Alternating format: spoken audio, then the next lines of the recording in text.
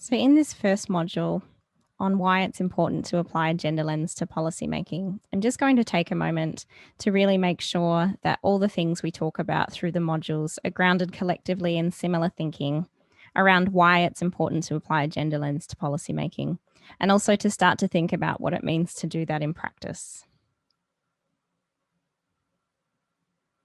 So, one of the most important high level reasons that there's real opportunity in this new legislation in Victoria is because progress towards gender equality in Australia has actually slowed in recent years. One measure that provides a bigger picture understanding of where we are with gender equality and what our progress might look like relative to the rest of the world is a measure called the Global Gender Gap Index.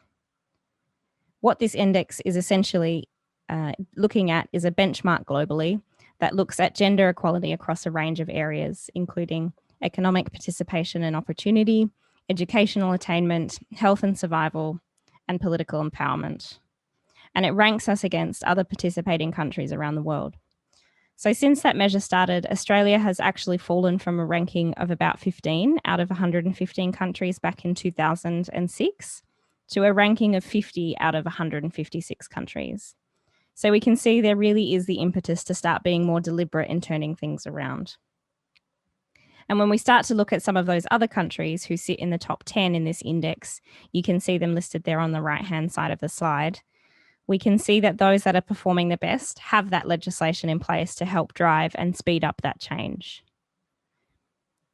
So when the Gender Equality Act came into force in March this year, it really did put Victoria in a really strong place to start, quite deliberately measuring and demonstrating progress towards gender equality. This is the first act of its kind in Australia, but also one of the first of its kind in the world. So for that reason, it is a really exciting opportunity. Now, we do understand that with great opportunities, there can also be some potential overwhelm and confusion, and we acknowledge that. However, we hope alongside that this training can help you to work through some of the practicalities of your roles in advancing gender equality in Victoria, and also start to drive your organisation as a whole to start making these processes business as usual so that it becomes a more sustainable process over time. One of the key mantras that we want you to take away is that if you're not applying a gender lens to policy making, then you're potentially entrenching discrimination and causing harm. And this harm or discrimination is not necessarily deliberate. There's not necessarily any ill will intended, but it will happen, and it will continue to happen if we don't think about how gender impacts on experiences and access. When we're designing programs, policies, and services, which can lead to our programs not adequately understanding or responding to the various needs of women, men, and gender diverse people. We can see this happening in lots of different areas, from the medical field to designing the size of smartphones, to voice recognition software, to snow ploughing, to the width of the keys on a piano. There are lots of examples where policies, programs, services, and objects are designed without all genders and people in mind, and the impacts can range from slightly annoying to deadly. So the reason we're going to talk about these examples is that as you start to roll out GIA across your organisation, it's going to be really important in those conversations with colleagues to have a bank of examples, simple, accessible examples that you can really draw on to introduce this idea of why we must apply a gender lens right from the beginning. So I'm going to talk through a couple of examples. Here we can see some statistics that relate to women's safety in car crashes. So we can see, for example, that in a car crash, a woman is 17% more likely to die. She's also 47% more likely to be seriously injured and a little over 70% more likely to be moderately injured. So the question for us to think about really is why, in a country which appears to have some of the overall strongest safety standards and policies in the world, why these inequitable outcomes might be the case. So just take a moment to think why we might see these inequitable gender outcomes before we move on to the answers.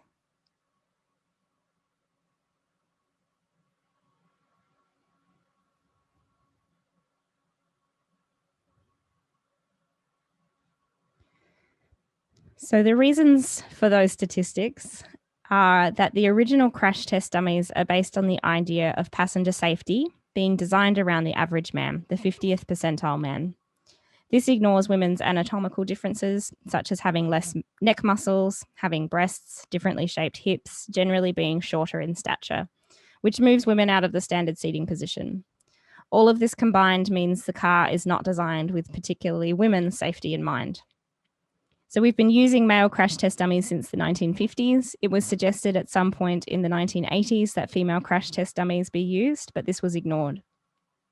It wasn't until 2011 that a female crash test dummy was designed. However, this was not truly accurate, as they simply scaled the male crash test dummy down to be a little smaller.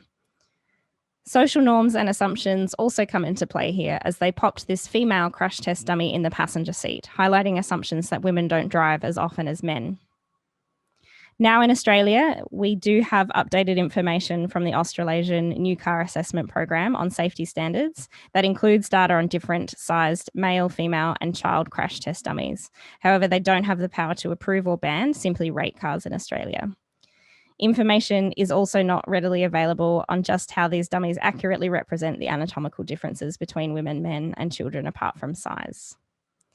So that's just one very everyday example that we can see that everyone can relate to around not designing with different genders in mind. Another useful example is that of heart attacks. Here's a sobering statistic. Women are 3 times more likely to die of a heart attack than men. Now, before giving you the answers, just take a moment to think about why this might be the case.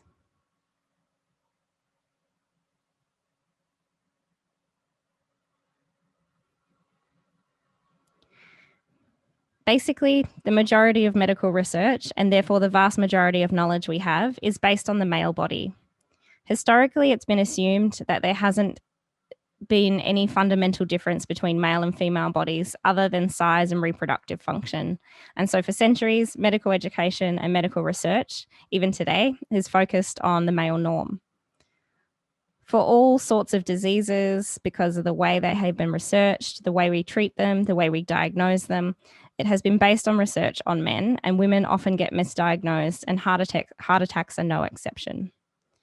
Women are up to 3 times more likely to die following a heart attack than men, and that's for a whole host of reasons. First of which is that female heart attack symptoms are not the heart attack symptoms that we've always been taught. Many of us have been taught that if someone was having chest pain and pain down their left arm, that they were having a heart attack. It turns out that actually those are not the typical heart attack symptoms for women. They are the typical heart attack symptoms for men. Only 1 in 8 women will experience chest pain.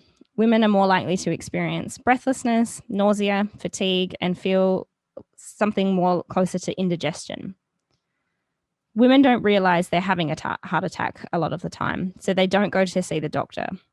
But even if they go to the doctors themselves don't realize that women are having a heart attack.